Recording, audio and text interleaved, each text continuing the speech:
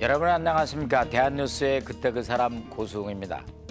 우리나라 독립운동에 이어서 광복 후에는 재헌 국회의장으로서 우리의 민주의회제도 확립에 커다란 업적을 남긴 분, 바로 해공 신익희 선생이십니다.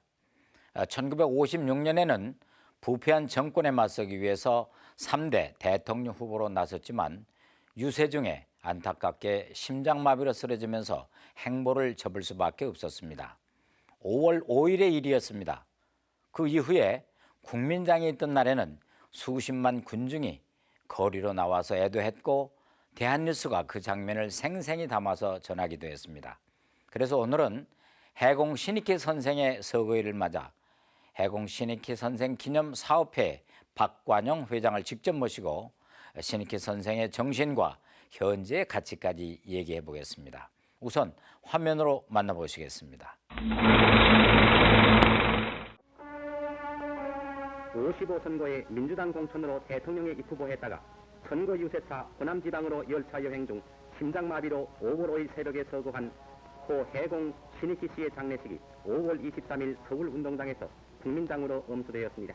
각계 대표의 애끓는 조사와 헌화 분향으로 장례식이 끝난 후 유해는 국민들의 애도 속에 묘지인 우이동으로 봉안되었습니다. 제3대 대통령 후보 신익희. 그가 선거일 열흘을 앞두고 급소했다. 사람들은 세상에 없는 그를 향해 180만여 표를 던졌다. 그에게 돌아갈 수 없는 수많은 표, 추모표였다. 그토록 슬퍼했던 근거는 무엇이었을까? 독립에 대한 이른 각성과 무장투쟁까지 이어졌던 실천론, 그리고 광복 후의 합리적인 재헌과 신사적인 민주활동까지. 다만 뜨거웠던 그의 애국애족 역사 때문이었다. 1956년 5월, 그의 서거일을 맞아 그를 추모한다. 회장님 안녕하십니까? 네. 네, 오랜만에 뵙겠는데요. 전에 의정 활동하실 때하고 뭐 모습이 그대로신데 사실 며칠 전에 4.19 기념일이 지나갔고 회장님께서는 이제 4.19 주역이시면서 육선 의원이시고 또 국회의장까지 이렇게 지내셨습니다. 그런데 며칠 전에 보니까 해공 신익희 선생 기념사업회 회장직도 맡으셨더라고요. 예. 어떻게 해서 이렇게 맡으시게 됐나요? 그 기념 사업에 많은 분들이 네.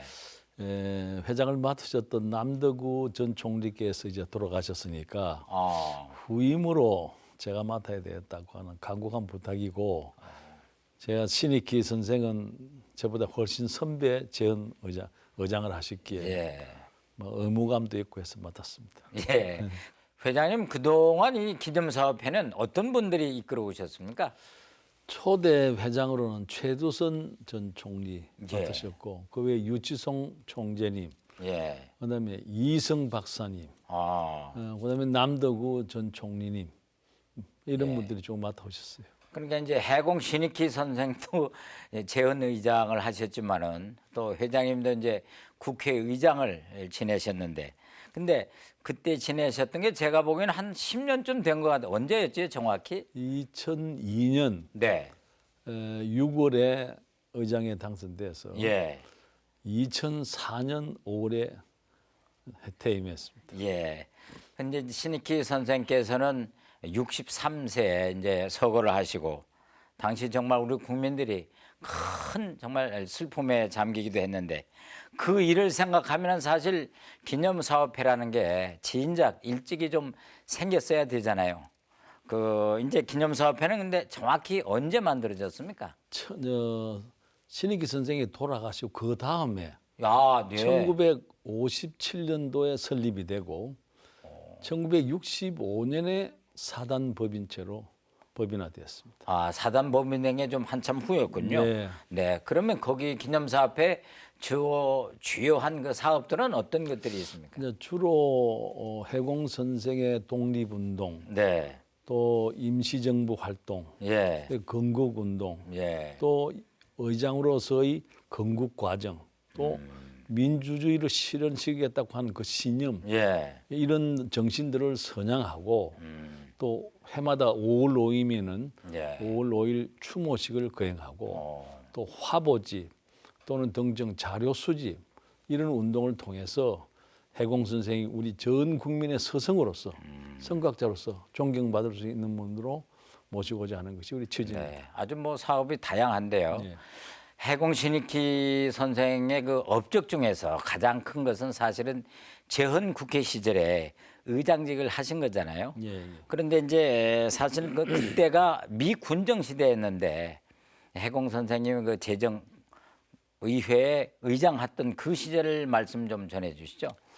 사실 우리가 대한민국이 공식적인 국가로 탄생된 것은 1948년이죠. 그렇죠. 그러나 2년 전에 그러니까 45년 광복이 되었으니까 예. 미 군정이 부득이하게 통치를 하게 됩니다. 예. 그래서 미 군정이 준비한 선거법에 의해서 예. 재헌 국회가 구성이 됐죠. 예. 그래서 2년 하는 동안에 그만둡니다. 예. 그 재헌 국회에서 한 일은 국회의장과 부의장을 뽑는 일이었습니다. 예. 그래서 그 의장의 이승만 박사가 당선되고 부의장의 신익희 선생과 김동훈 선생이 부의장으로 임명되죠. 네. 그런데 의장으로 임명된 지 피선된 지 60일이 안 돼서 예. 이승만 대통령께서 대통령으로 선출됩니다. 아, 예. 그리고 이제 바로 다시 이제 올라가시죠. 의장 선거를 했는데 신익희 선생이 당선되죠. 예. 그래서 이제 이어서 이대도 의장을 지내셨는데 사실 본격적으로 그때 우리 국회를 세우시고 다지시고 했잖아요. 그때는 이미 재헌 국회 때하고 이대 때하고는 아무래도 좀 다르겠죠. 아, 그럼요. 재헌 국회는 엄격하기 위해서 대한민국 정부가 수립되기 전에 대한민국을 만들기 위한 과정으로서 네. 미 군정이 시행했던 거니까 실질적으로 대한민국의 재헌 국회는 사실상 2대 국회입니다. 예. 거기서 이제 헌법을 만드는 거죠. 네. 그래서 그 헌법에 따라서 대한민국 국회가 정상적으로 운영하는 그 전혀 성격이 다른 1대, 2대가 다릅니다. 그런데 이제 한국 전쟁 때도 해군께서는 이제 그 전방에 가서 우리 국군들한테 내가 장강을 7번이나 넘나든 전사다 이러면서 이제 우리 국군들을 격려해 주셨는데 잠시 후에 영상을 본 다음에 해공 선생님의 일대기를 좀 말씀 듣도록 하겠습니다. 예, 예.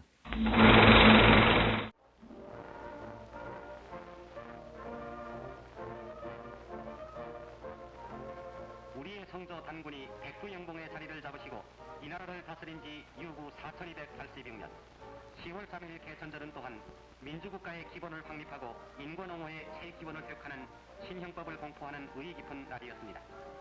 이날 신민의원 의장과 김 대법원장은 개천의 가설과 신형법을 시행하게 된 의의에 대해서 각기 기념사를 진술했습니다.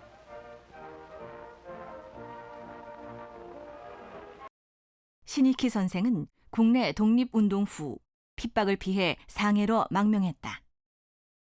그리고 임시의정원 의원으로서 임시헌장 10개조 제정에 깊이 관여한다. 대한민국 임시정부 수립을 공포하기 위한 필사의 업적. 그 헌장은 지금도 손색 없는 근대 민주국가의 정체성, 인간의 존엄까지 아우른 찬란한 것이었다. 1930년대 말, 일본이 중국을 본격 유린하기 시작했다. 상황은 급박해져 선생은 무장투쟁을 결의했다. 그러나 광복은 순식간에 다른 힘으로 오고 말았다. 이제 선생의 목표는 헌법 수립과 민주국가 확립이었다. 네, 그런데 해공 선생께서는 바로 또 일본으로 유학을 가셨더라고요. 예, 예. 그래서 왜 일본에 유학을 가시게 됐나 이게 결심을 하시게 됐는지. 18살 때 예. 일본에 가서 일본 문화를 알고 일본의 새로운 신지식을 알보로 해서 예. 일본을 이겨낼 수 있다. 그 길을 할 수 있다는 생각으로 일본에 이제 1912년 유학을 떠나죠. 예. 가서 와세다 대학교 정경학부에 입학을 하십니다. 예. 거기서 이제 많은 독립운동가들을 초기에 만나게 되는 겁니다. 예. 김성수 선생, 장덕수 선생, 이광수 선생 이런 분들을 다 만나서 예. 교류를 하고 이제 유학생들을 모아서 학우회라는 것을 만듭니다. 예. 거기서 유명한 학지광이라는 책을 발간하게 되고 소위 이른바 독립선언을 준비하는 기간이 되겠습니다. 그것이 1917년까지 사이에 5년 동안에 일본에서 활동하신 내용이죠. 예. 그리고 내가 공부도 열심히 하셔서 네. 귀국하고 난 뒤에 지금은 고려대학교 전신인 소위 보성 법률 상고에 가서 비교헌법, 국제공학 강의를 하시죠. 아, 강의도 예. 하셨군. 예. 일본에서 배운 학문이죠.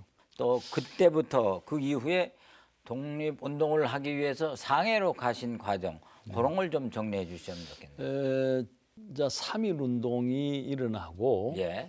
일어나기 직전에 상해를 가서 독립운동을 하기 위해서 많은 이제 동지들을 규합하고 거기서 활동하시는 분들하고 예. 교류를 넓히고 예. 3.1 운동에 맞춰서 한국으로 들어오신다는 것이 늦어서 3월 3일 날 들어오시게 됩니다. 그리고 3월 5일 날 남대문역 서울역에서 3.1 운동 제2차 운동을 이제 계획을 하죠. 근데 그게 참 재미난 얘기는 3월 5일 날이 왜 필요한가? 그때 고종 황제가 돌아가시고 난 뒤에 네. 많은 사람들이 그 묘소에 모였는데 예. 그분들이 기차역을 통해서 돌아가는 날이 비교적 3월 5일쯤 되기 때문에 많은 지방으로 가는 사람들에게 우리 독립 정신을 다시 한번 소위 알려야겠다. 알리기 위해서 어. 남대문역과 서울역에서 시위를 주동했죠. 예. 그리고 이미 3월 1일 날 발표된 독립선언문을 네. 밤새도록 등사를 했어. 예. 그걸 이제 전국에 많이 배포를 하고 이러는 과정에서 일본 경찰에서 체포령을 내립니다. 예. 그것도 현상님이 붙은 체포령을 내리죠. 그래서 그걸 듣고는 이제 옷을 철로로 가장을 하고 상해로 미리국에서 3월 19일 이제 상해에 도착하게 됩니다. 예. 일본이 중국 본토를 이제 본격적으로 이렇게 압박하게 되고 그때 이미 참 해공 선생께서 느끼시기에는 무력 항쟁의 필요성을 느끼신 것 같은데. 근데 이제 임시정부를 만들어서 네. 독립운동을 이제 추진을 하는데 뭐 세력구합이라든지 독립자금을 구매한다든지 외국과의 외교사절을 보낸다는 여러 가지 일을 했습니다만은 예. 그런 과정에서 해공 선생과 김구 선생, 이은영 선생 등이 뜻을 같이 한 게 뭐냐면은 예. 이런 식으로서는 안 되겠다. 우리 또 무력 투쟁을 통해야 되겠다. 예. 그래서 병사를 양성해야 되겠다. 그래서 이른바 노병계획이라는 걸 만듭니다. 예. 그런 과정에서 우리만의 힘 가지고 이 될 문제 아니다. 그래서 중국과 협조해야 되겠다. 예. 그래서 소위 중국과 소위 그 호혜 협력이라는 조직을 하게 됩니다. 예. 그 조직을 통해서 교류를 하는데 이른바 군벌하고도 이제 해공 선생이 손을 잡죠. 그거는 이제 섬서성 지역에 있는 소위 그 중국의 군벌이 있습니다. 예. 강호익이라는 분이. 예. 그 사람하고 손을 잡고 이제 무력 독립운동을 하기 위한 병력을 양성하는 운동에 예. 들어가는 겁니다. 그 운동의 일환으로서 진행된 것이 윤봉길 선생 또는 이봉찬 선생 등과 같은 의사들이. 이제 의사들을 예. 탄생하게 되는 것이죠. 근데 드디어 1945년에 이제 광복을 우리가 맞잖아요. 그러니까 독립운동을 하던 분들이 이제 고국으로 다 돌아오시게 되는데 이 참 감회가 새로웠을 텐데. 일제가 계속해서 이제 체포하려고 이제 따라다니기 때문에 항주, 소주, 지칭, 지창 할 것 없이 8군데를 피신을 다닙니다. 그러다가 마지막에 예. 소위 장개석이가 도망간 중경으로 같이 가게 됩니다. 예. 그 장개석과 해공 선생 간의 대화가 이루어지고 한중 협작을 다시 한번 강화하죠. 예. 중경에서 이제 해방을 맞이합니다. 예. 그때 해공 선생께서 여러 가지 말씀을 하시면서 예. 나는 27년 동안 중국 땅에서 독립운동을 하면서 어머니를 남경에서 잃고 또 사중이라는 용어를 정확하게 해석을 못하겠습니다. 내 사중이 중경에서 잃고 예. 내 조카 애를 중경에서 잃었다. 네. 이제 내 몸 하나 남아 고국으로 들어가게 되니 가슴 아프기 그지없다. 예. 그 속에 27년간 해공 선생이 얼마나 많은 고초를 당했다는 것이 잘 포함되어 있습니다. 2차 대전이 벌어지고 난 연후에 미국과 러시아가 더불어서 한국도 대일 전쟁, 대독 전쟁에 참전한 임시정부로 예. 정부로 인정받기를 굉장히 노력을 합니다. 예. 끝내 그걸 이루지 못합니다. 그걸 못하고 환국할 때도 11월에 오신 분들, 12월에 오신 분들 이게 나뉘게 됩니다. 근데 이제 해공 선생께서는 드디어 이제 재헌의회 활동에 이어서 민주사회를 위한 이렇게 행보를 시작하시게 되는데 그게 바로 3대 대통령 선거에 출마를 하셨는데 그때 그 유명한 구호 있잖아요. 못 살겠다 갈아보자. 네, 그 말씀 좀 풀이해 주시죠. 네, 1954년도에 4.4.5입 개헌을 합니다. 다시 말하면 대통령을 연임하고자 하는 3년임을 하기 위한 개헌을 하죠. 이 4.4 개입을 쳐다본 해공이 이건 있을 수 없는 일이라고 생각하고 호언동제를 만듭니다. 네. 그래서 그 다음에 1955년도 민주당 대통령 후보가 되죠. 그래서 그 당시에 못 살겠다 갈아보자는 구호가 예. 국민 마음속에 아주 참 정말 감명 깊게 전달돼 가지고 1955년 5월 2일 한강 백사장에서 대통령 후보 신입기시 연설하는데 40만 명이 모입니다. 아, 그렇게나. 당시 네. 서울 인구가 150만 정도였어요. 네. 그러니까 어린애 노인을 빼놓고는 거의 다 한 것이죠. 그리고 5월 5일 전주에서 있는 소위 유세를 떠나기 위해서 호남성 열차를 탔다가 중간에서 심장마비로 네. 서거하게 됩니다. 네. 참. 5월 5일 날 아침에 예. 제가 생생히 기억한 것이 고등학교 3학년 때인데 예. 아침에 일어나서 세수를 하는데 어머니 아버지가 라디오를 들으면서 막 예. 우는 소리가 들린단 말이죠. 예. 뛰어내려갔더니 그 소식이에요. 나도 같이 울었으니까요. 그때. 예. 대한민국 모든 국민들이 통곡했죠. 5월 23일 국민당 때 많은 국민들이 가도에 나와서 정말 슬픔을 감추지 못했잖아요. 예, 예. 근데 참 지금 우리가 이 시점에서 그분의 그러한 뜻을 다시 되새기는 그런 말씀을 듣고 싶은데 영상을 잠시 본 다음에 그 말씀 이어가겠습니다. 한편 민주당에서는 고 신익희 씨, 가칭 진보당에서는 조봉암 씨가 각각 대통령에 입후보했으며 부통령에는 민주당의 장면 박사, 제2당의 이기붕 씨, 그리고 윤치영 씨, 이윤용 씨, 백성욱 씨, 박기출 씨, 이범석 씨, 이종태 씨 등 8명이 입후보 등록을 했으나 그중 신익희 씨는 선거 유세 도중 작고하시고 박기출, 이종태 양 씨는 입후보를 취소함으로써 나머지 입후보자들만이 5월 15일 선거일을 앞두고 맹렬히 선거운동을 전개했습니다. 그의 대통령 출마 의지는 오로지 민주 이념에서 나온 것이었다. 어떻게 찾은 우리의 산하였던가. 다시 압제의 길로 갈 수는 없는 것. 민주는 스스로 찾는 것이다. 역사는 과거의 퇴적물이 아니라 현재와 긴밀히 교통하는 존재이다. 미래를 위해 과거의 현인을 꼭 다시 새겨야 하는 큰 이유이다. 과오를 용서하지 않는 단호함보다 과오를 녹여 새로운 토양으로 되살리려던 일. 신익희 선생이 남긴 크나큰 가르침이었다.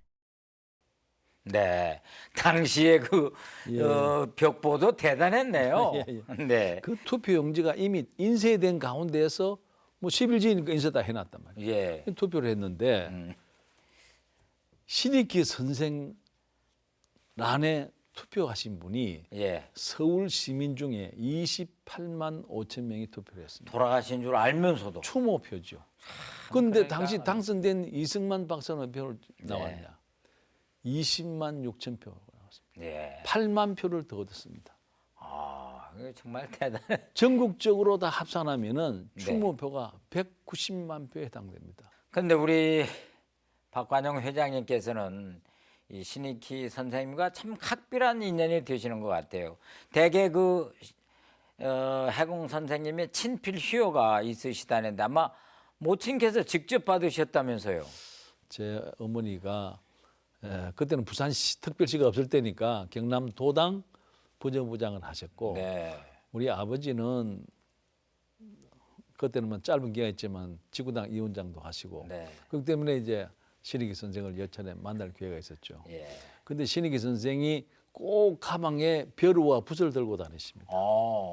글씨를 원체 잘 쓰시니까. 예. 그래서 조그마한 종이에 간략하게 예. 선정입니다만 주권재민 신익희에서 낙관하시고 그걸 우리한테 주고 가셨습니다. 주권 재민. 주권재민. 그러니까 이 민주주의 의식이 그렇게 철저하신 분입니다. 예. 예.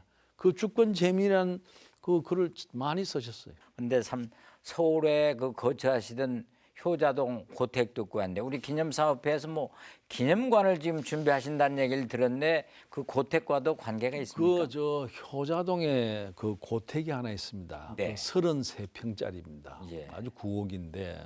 예. 그러니까 해공 선생이 독립운동을 마치고 돌아와서 기거하시다가 돌아가신 유일한 집이 거기입니다. 예. 그래서 이 기념사업회에서 정부에 얘기해서 문화재로 지정돼 있습니다. 예. 근데 그 문화재인데 33평 옆에 낡은 집 2개가 있는데 기념사업회에서 그 2집을 정부의 협조를 얻어서 구입을 해놨는데 네. 그냥 집만 구입할 것이 아니라 그걸 헐고 어. 합하면 82평이 남는데 예. 그 조그만한 기념관을 하나 지어서 유품을 전시하고 소위 해공 선생의 살아오신 일생을 교육시킬 수 있는 교육 조그만 장을 만들고 이렇게 운영하고죠. 이제 필요한 예산이 한 15억이면 가능하기 때문에 예. 그걸 빠른 시간 내에 기념관을 짓기 위해서 지금 노력하고 있습니다. 예. 신익희 선생께서도 사실은 통일에 대해서는 참 관심이 많으셨지만은 그 한 걸음 앞을 뒤로 물리신 적이 있는데 또 우리 박 회장님께서도 국회 의정 활동을 하시면서 특히 남북 관계에 관심을 가지시고 대한민국 국회의원으로서 최초로 참 평양도 다녀오시고 했는데 평소에 국회에 계실 때도 강연 중에 우리가 통일 준비를 해야 된다 이런 점을 강조를 하셨는데 평소에 통일 지론을 좀 밝혀주시죠. 그 제가 생각하기로는요. 모든 국민들이 통일에 대한 의지가 있어야 됩니다. 예. 하고자 하는 욕심이 있어야 됩니다. 그래야 정부가 힘을 내고 추진할 수 있죠. 예. 그런데 뭐 통일 그거 하면 우리한테 고통이 온다, 통일 비용이 많이 든다 그래가지고 특히 젊은이들이 지금 외면하고 있는 것 같아요. 그래서는 안 된다. 요즘 모든 젊은이들도 뭐 반대한다는 그래서 뭐 숫자가 많던데.